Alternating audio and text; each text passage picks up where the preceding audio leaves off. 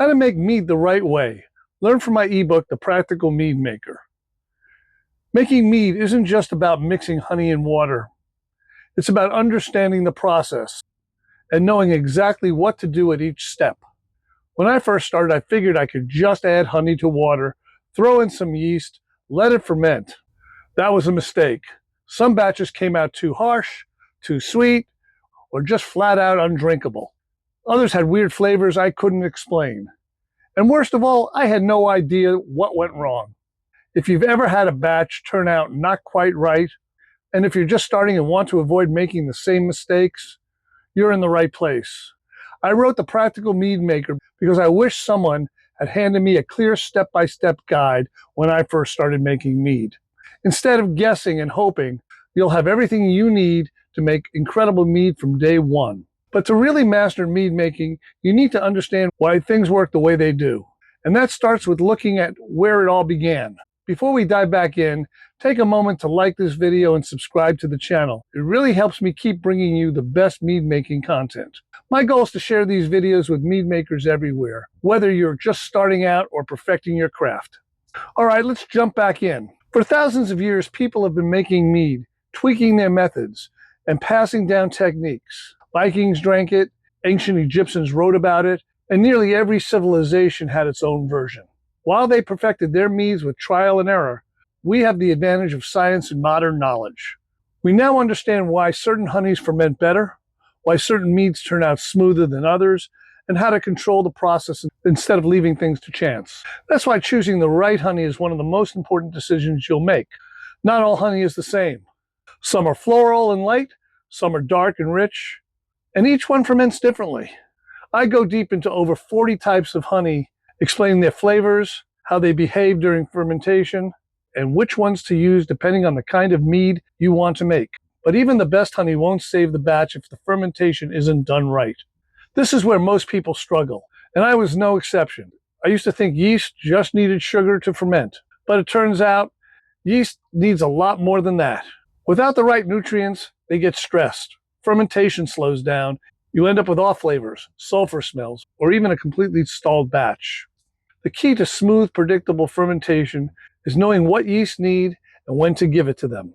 That's why I break down exactly how to manage yeast health, from picking the right strain to oxygenation and pH balance. One of the biggest breakthroughs for me was learning about staggered nutrient additions. Instead of dumping everything in at once, you feed your yeast in stages. This keeps them happy, prevents stress, and leads to a cleaner, smoother mead. But what happens when things don't go as planned? Fermentation can stall, slow down, or produce strange flavors.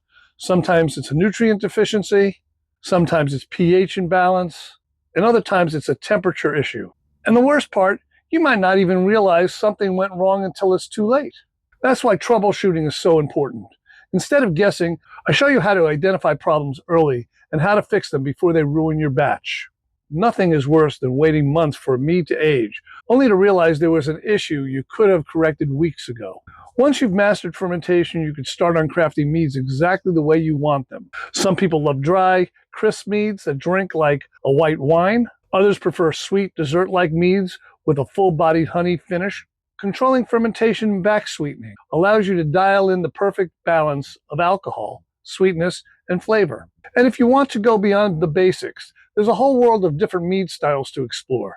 Fruity melomels, spice-infused metheglins, crisp apple-based sizers, caramelized honey bouchées.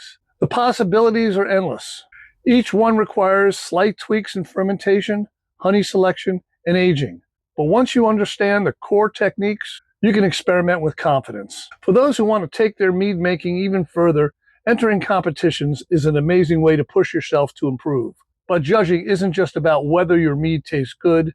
There are specific guidelines and scoring systems used in competitions. I break down exactly how judges evaluate meads, what makes a winning entry, and how to describe your mead like a pro.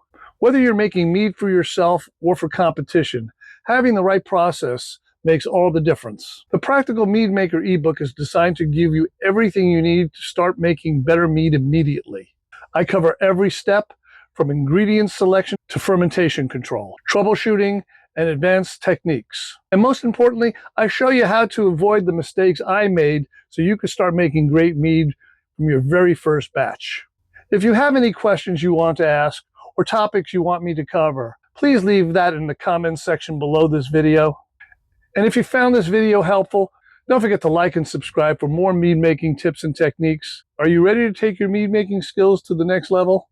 Whether you're refining techniques, scaling up recipes, experimenting with new styles, or troubleshooting fermentation challenges, I've got you covered.